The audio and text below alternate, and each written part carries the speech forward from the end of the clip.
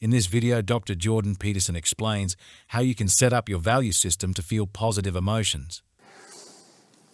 I put that in there to remind you that all these little things are informed by the underlying hypothalamic circuits. So, that whole hierarchy has to be, imagine how it's conditioned, that whole hierarchy of motor output. Part of it is conditioned by, and then this is sort of like an output or an input system that Swanson didn't talk about, it's sort of sensory.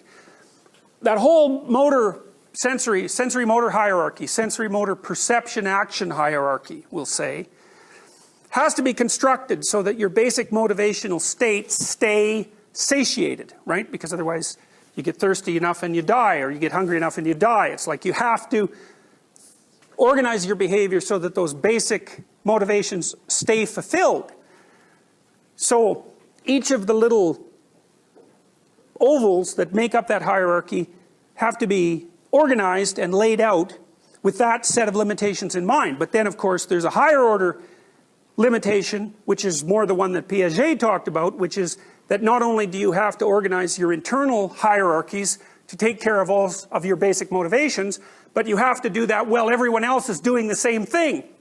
And so in some sense, the hypothalamic system that's generating the impetus for these layers and layers of motor output also has to do so in a social context. Because otherwise, you fight to the death over a stick of bread, which seems like a very counterproductive thing to do. So I'm trying to point out to you how many parameters that hierarchical organization has to meet simultaneously. Also, that one of the implications of that is that it's not an arbitrary system. Like, this is one of the problems I have with the radical moral relativist stance. It's like, wait a minute.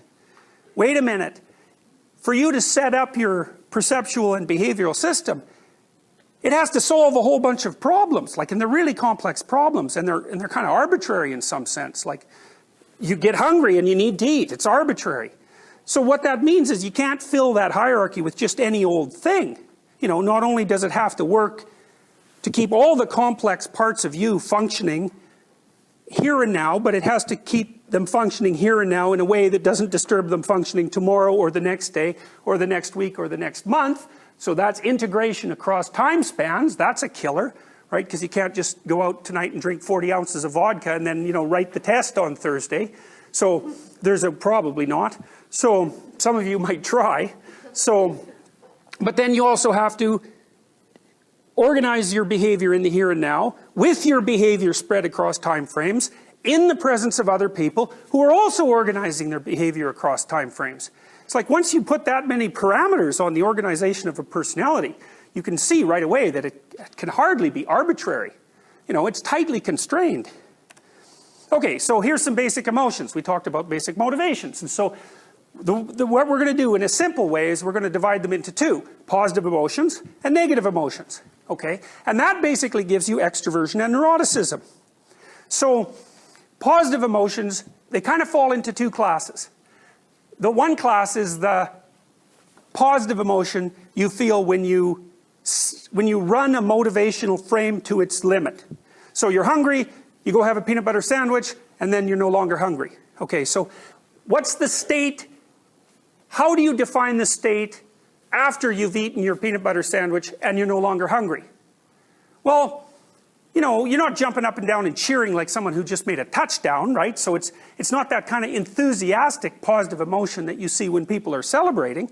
It's more like satisfaction. And that's actually technically what it's known as, satiation. And so when a motivational routine runs successfully, what happens is it eliminates the necessity for it to exist temporarily. So basically what happens is you run a framework to its logical conclusion, poof, it disappears because it's done.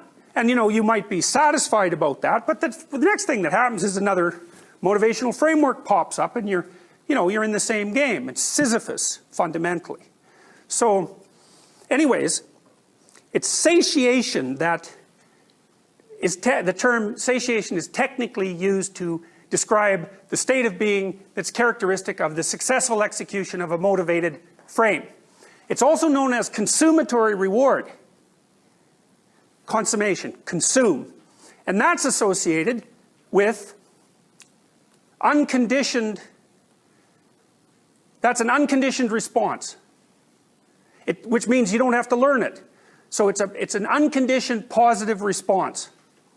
So, and that means that satiating stimuli, when delivered to a creature in the proper motivational frame, have the properties of unconditioned rewards. So you get three things there. You know, the satiation brings the motivated frame to an end. The satiation is also known as consummatory reward. Consummatory reward is very similar to what the behaviors described as unconditioned reward. Unlearned. So you can stack each of those things to know on top of each other, and then you've got them. The other kind of positive emotion is the positive emotion that you feel when it looks like you might get a consummatory reward. Right, right. Hope, curiosity, anticipation, excitement, enthusiasm. All of the positive emotions that we think of as really like happy. Happy usually has to do with evidence that your pursuit of a valued consummatory reward is going well. Okay, now that's incentive reward, and the reason it's called incentive reward is because you're incentivized to move forward to the reward. And the moving forward, the impulse to move forward towards a desired goal, that's what your positive emotion systems, the dopaminergic systems that are nestled, have their roots in the hypothalamus. That's what they motivate you to do. That's what positive emotion is, fundamentally. Positive emotion is, there's something good, I'm going to go get it. It's the I'm going to go get it part that's associated with excitement and positive emotion. It's what you feel, maybe you're an extrovert, you want to go to a party. And so you're probably more excited about going to the party than you will be when you get there, you know, because it's the apprehension of the reward that's with human beings, because we're such weird creatures. So often the apprehension of the consummatory reward is a more powerful emotion than the emotion that's actually felt as a consequence of gaining the reward itself. And that's partly, and this is where it gets a little more complicated, that's partly because we're so bloody exploratory. You know, so there's things that you can learn about that are associated with the consummatory reward. Those are conditioned rewards. So an incentive reward and a conditioned reward are in the same category, although not all incentive rewards are learned. This is where the behaviors went wrong, because the behaviors thought there are consummatory rewards, those are unconditioned rewards. To get a conditioned, if you condition a stimulus to an unconditioned reward, you get a conditioned stimulus with a conditioned reward as a response. But the problem with that line of thinking is that there's actually incentive reward circuitry. It's not just secondary learning. It's like incentive rewards have been around so long, so those are things that indicate that a consummatory reward is coming. They've been around so long that your brain has developed its own circuit for that, and that's the one that produces positive emotion.